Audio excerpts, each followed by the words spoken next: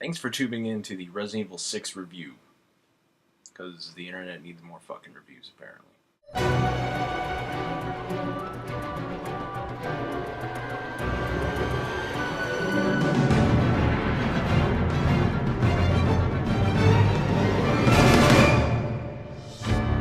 Resident Evil 6. Let's start with presentation. Now, I'm a total sucker for presentation. If it looks cool, wrapped in a neat package, what have you, I'm more than likely gonna buy it. Not so much. $60. Brand spanking new.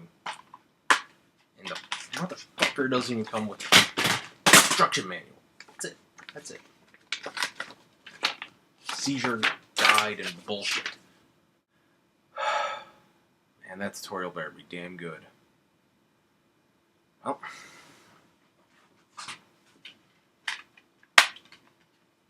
let's pop this fucker in. The story, and a shitty one it is. There are 4 campaigns: Leon, Chris, Jake, and Ada. Each campaign is made up of 5 chapters. Now, each one of these chapters can take about 1 to maybe 2 hours, depending on how much you suck and die. Each campaign gets 2 main characters. Leon is unfortunately saddled with this saddlebagging whore. Holy shit.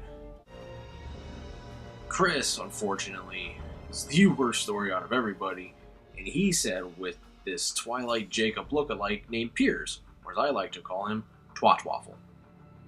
We'll get to him later. And finally, Jake Mueller and Sherry Birkin. Yeah, I don't really have much to say about them. I actually kind of like their story, honestly. It wasn't too bad. 4 stories in the game are supposed to crisscross into each other's stories, making a pointlessly complex story even more pointlessly complex. But worry not. Capcom has bestowed upon you a nifty little timeline cutscene thingy, to help with all the confusion. The gameplay. There are 4 difficulty settings: amateur, normal, veteran, and pro. Okay, listen, just follow my instructions. Since this piece of shit game didn't come with an instruction manual, we'll have to follow this bullshit tutorial to teach us how to use the items in the game. Now I'll demonstrate the practical application of what they just taught me. Fuck, that was simple. I think I'll just equip a grenade and throw it at a zombie now. Just, hold on. No, go back. Fuck, that was it. Something seems to be amiss here. I can't quite figure out how to equip.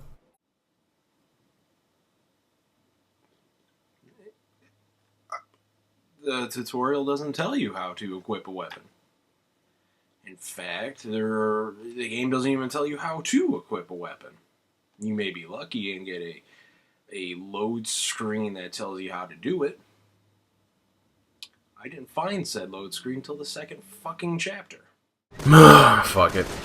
The combat controls have come a long way since Resident Evil 1's old school tank control bullshit. And because of the higher emphasis of combat in this game, melee combat now serves a greater purpose. Below your health bar is the combat gauge. Every time you use a melee move, it depletes a little bit, which becomes an invaluable tool because ammo becomes very hard to find in a fucking action game. The biggest asset in the game is the quick shot. By pressing R1 and L1 together, you'll automatically target onto the nearest enemy, fire a quick shot, and then from there you can do a melee attack or, what the fuck ever. Now, I'm all well and good with turning Resident Evil into an action game. I've enjoyed it quite a bit since Resident Evil 4, and I actually liked 5. I'm sure a lot of people will disagree with me on that one. My biggest problem is this action game has the ammo of a fucking survival horror game. There ain't jack shit around. It doesn't matter what you kill or what skill points you use. Oh, yeah, the fucking skills in this game. Let me tell you about those pieces of shit. There are 8 skill trees, and each skill tree can equip 3 different items, I guess. Now, this is the biggest conundrum out of the entire fucking game, because you don't get enough skill points to spend after each chapter. you'll get about maybe 10,000 points at fucking best. There are tons of junk skills littered throughout this damn thing that you won't even need, like these ammo pickup increase. Hell, I didn't even notice that there was an increase of ammo picked up. Fuck. Beginning of the game. We're treated to this. 3 words. Quick time event. The one thing that has defined Resident Evil since Resident Evil 4 is back in full fucking force. Oh, Lord of mercy, this is terrible. And there are a shitload of them in this game. Half of the time they come when you least expect it, like when you're fighting regular enemies. Hell, they're even in helicopters. On top of monsters, even. Yeah, because, because why the fuck not? You know, need more of that bullshit in this game, right? Yeah. Apparently driving in a car requires a QuickTime event, you know, because the gods of Ashura's wrath said so. Hell, Capcom thought it'd be pretty rad if they included those QuickTime events with certain boss fights as well. Some of the QuickTime events feel like you're doing nothing at all. Doesn't seem to matter how much you mash that X button, Leon does not swim any faster away from this big son of a bitch. Also in your repertoire of move is the Team Assist, returning from Resident Evil 5. It'll help you move debris, open doors. It'll help you throw Twat Waffle across this gap like the magical little fairy that he is. Okay, I put this off long enough. There's something I need to address right now, and it's Twat Waffle. Look at this little bitch. Backsassing Chris all the time wearing that douchey little hipster scarf of his. He looks like something Twilight shit out, Capcom lapped it up, and they turned him into a video game character. Alright, that's enough talking about QuickTime events and Twat Waffle. Let's talk about the enemies. Oh my god. Is that what I think it is? No fucking way.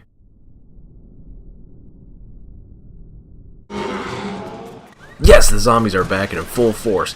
Nothing's more satisfying than killing them, watching their head melt off their shoulders, or blowing those motherfuckers to Kingdom Come. I think we need to see that one again. College campus. Boom, bitches! The zombies aren't the only thing in this game. There are shitloads of monsters spread throughout all of the campaigns. Each one of them is unique. They have different transformations that turn into harder monsters, different monsters. If Capcom has done anything right in this game, it's the enemies. The AI. The enemy AI in the game really isn't anything to write home about. It's either they'll run right at you, or they'll take up a position somewhere in the back and try to shoot your ass. The game usually does is just throw overwhelming numbers of enemies at your ass with limited amounts of ammo and health. Now your partner AI on the other hand can go from bouts of genius to just plain stupidity. Take this moment for example. I grab this key card and then all of a sudden I get attacked. The entire time I actually have Leon crying for help and Helena won't help him. She was just standing in the back the whole time just watching Leon get eaten by a fucking vampire, zombie, whatever. Your AI partner isn't all useless. They come with weapons that you don't even have yet, and they have unlimited ammo. Plus they're practically indestructible. Bitch just got hit by a fucking train! And she just gets right back up and shrugs it off. Your AI partner isn't totally brain dead. After Helena's done putzing around in the back, she'll finally make her happy ass towards you and revive you. I found death comes rather cheaply in this game, from being revived with 1 health and then being killed immediately by another enemy, or by this random shit.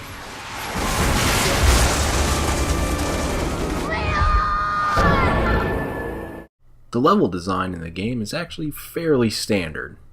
The sewers, huh? Great. That's right, Leon, what type of game would this be if there weren't all your standard stages? Like your sewer level, your awkward swimming level, which is a pain in the ass to navigate through, and of course your snow stages. Ugh, and lava stages too. Woo, shit, that was close. Plus there's a little Metal Gear Solid action with some sneaking levels. Well, sorta. And joy of joys, the newest thing in Resident Evil, vehicles. It was very lame and I found kind of hard to control and it just broke up the gameplay in general. I didn't find this intriguing at all. And of course at the end of each chapter, they rank. And Just because you got an A ranking at the end of the chapter doesn't mean dick. It's not like you get 2,000 extra skill points or anything like that. No. It's all bullshit. It just gets filed away into the records of this game, which are plentiful. And quite honestly pointless. Dog tags make no sense at all. I know it's for the multiplayer stuff, but I didn't really give a shit. There really wasn't a whole lot of customization to begin with. Just random stuff that you end up unlocking in your trophies anyways. Scattered throughout the game, you will find these serpent emblems. Serpent emblems will unlock files for all your characters and pointless shit in the game. Also unlock figures, fresh from Resident Evil 4, like Leon, bitch Helena, Chris, this son of a bitch, that's better, Jake Mueller, and of course, Sherry.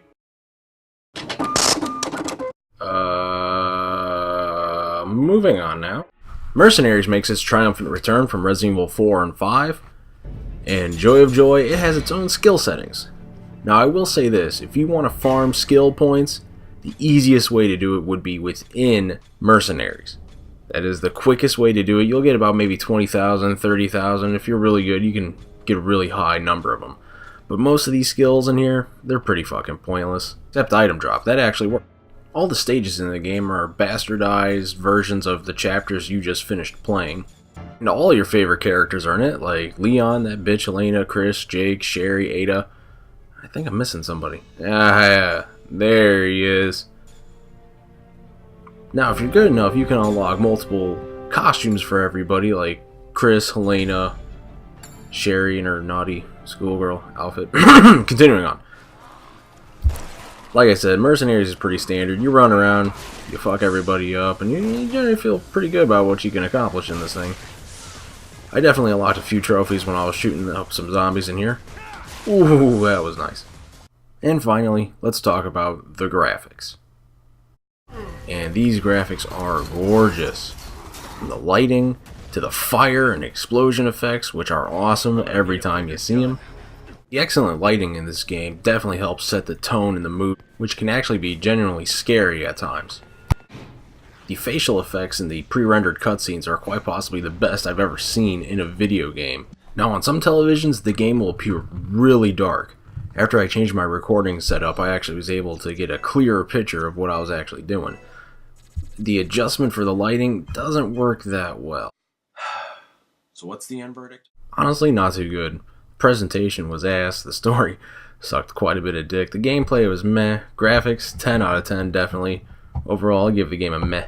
Thank you for watching, and please subscribe for more videos.